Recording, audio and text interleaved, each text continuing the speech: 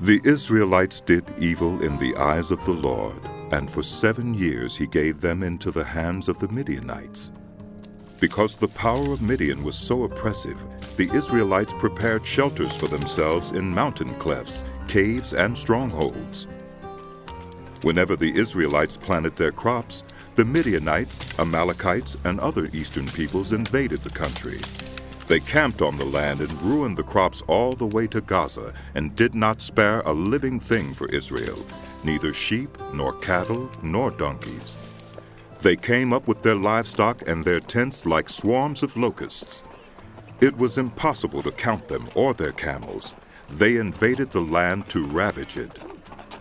Midian so impoverished the Israelites that they cried out to the Lord for help.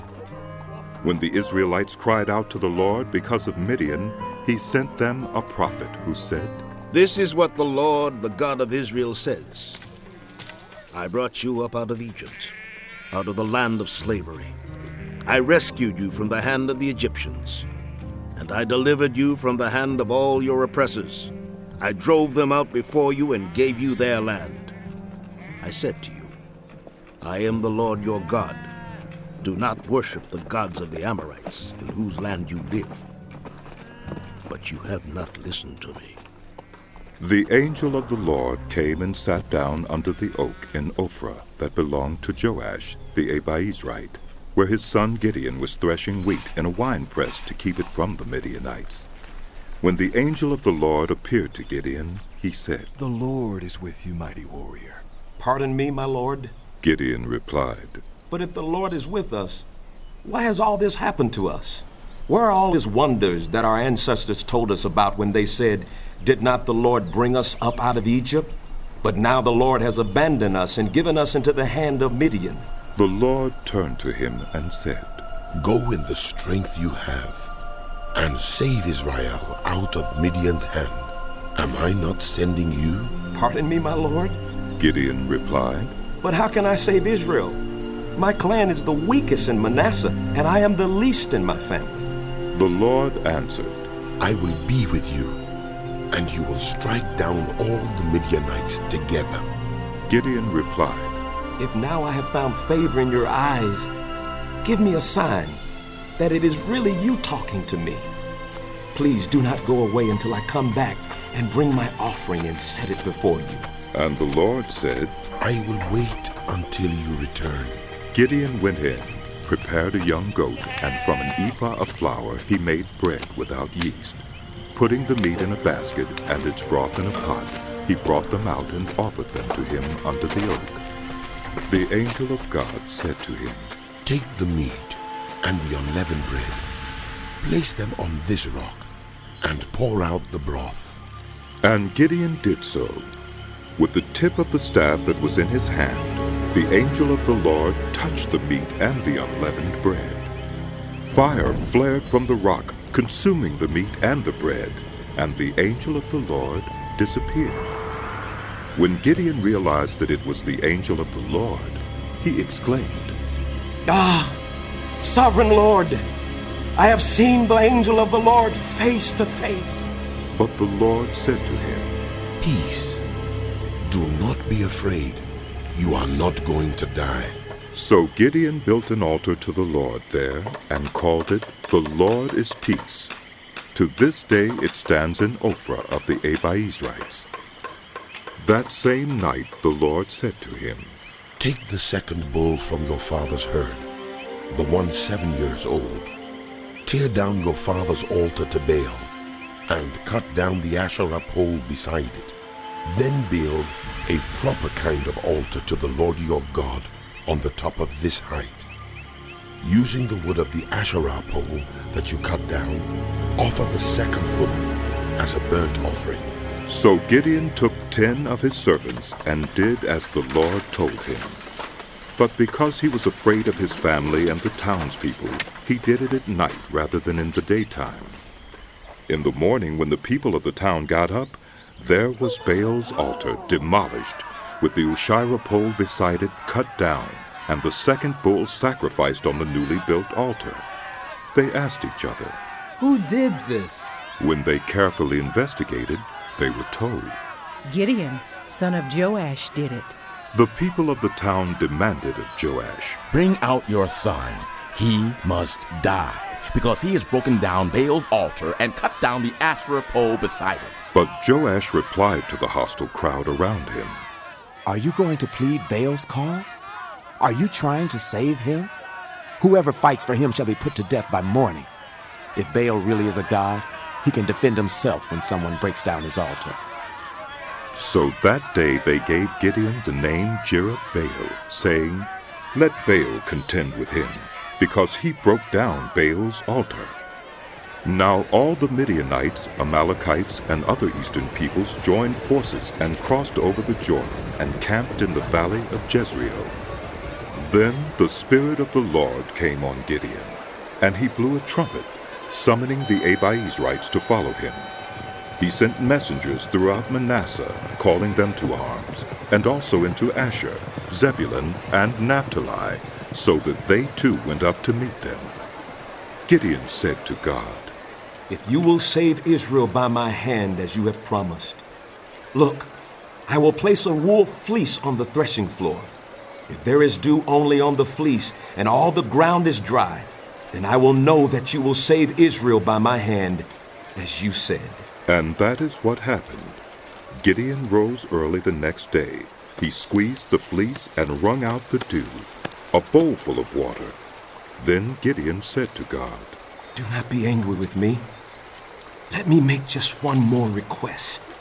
Allow me one more test with the fleece, but this time, make the fleece dry and let the ground be covered with dew. That night God did so. Only the fleece was dry. All the ground was covered with dew. Early in the morning, Jerubbaal, that is, Gideon, and all his men camped at the spring of Harod. The camp of Midian was north of them in the valley near the hill of Moreh. The Lord said to Gideon, You have too many men.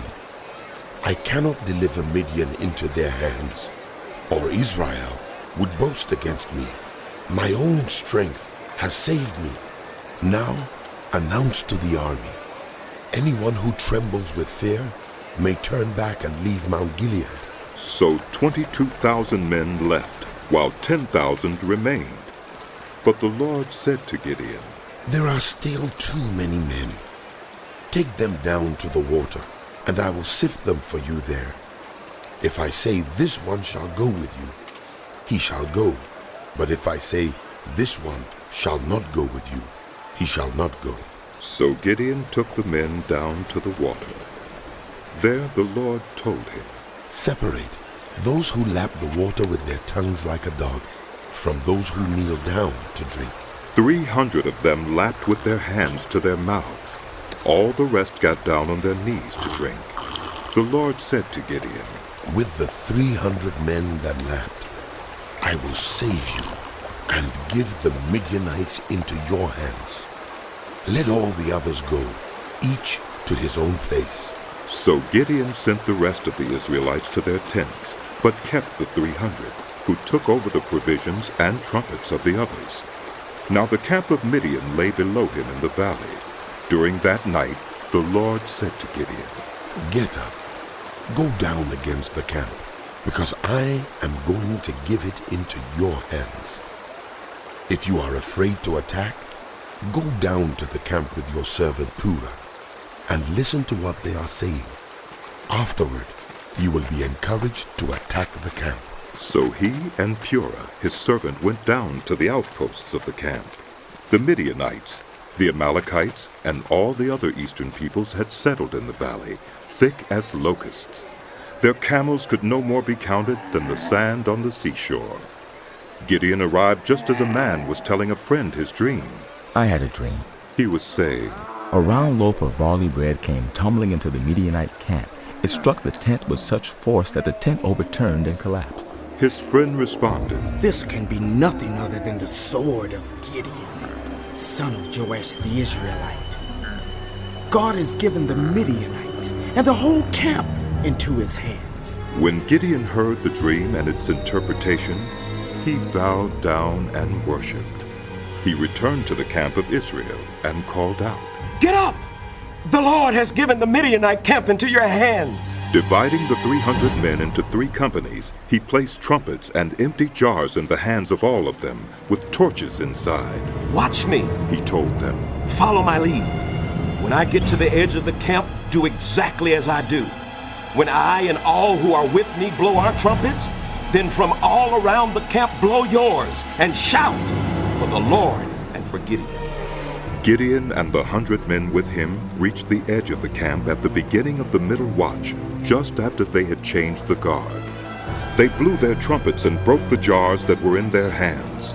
The 3 companies blew the trumpets and smashed the jars, grasping the torches in their left hands and holding in their right hands the trumpets they were to blow. They shouted, "A sword for the Lord and for Gideon!" While each man held his position around the camp, all the Midianites ran, crying out as they fled. When the 300 trumpets sounded, the Lord caused the men throughout the camp to turn on each other with their swords. The army fled to Beth-shittah, toward Zererah, as far as the border of Abel-meholah near Tabith. Israelites from Naphtali, Asher, and all Manasseh were called out, and they pursued the Midianites. Gideon sent messengers throughout the hill country of Ephraim, saying, "Come down against the Midianites and seize the waters of the Jordan ahead of them as far as Beth-barah." So all the men of Ephraim were called out, and they seized the waters of the Jordan as far as Beth-barah. They also captured 2 of the Midianite leaders, Oreb and Zeeb. They killed Oreb at the rock of Oreb, and Zeeb at the winepress of Zeeb. They pursued the Midianites and brought the heads of Oreb and Zeeb to Gideon, who was by the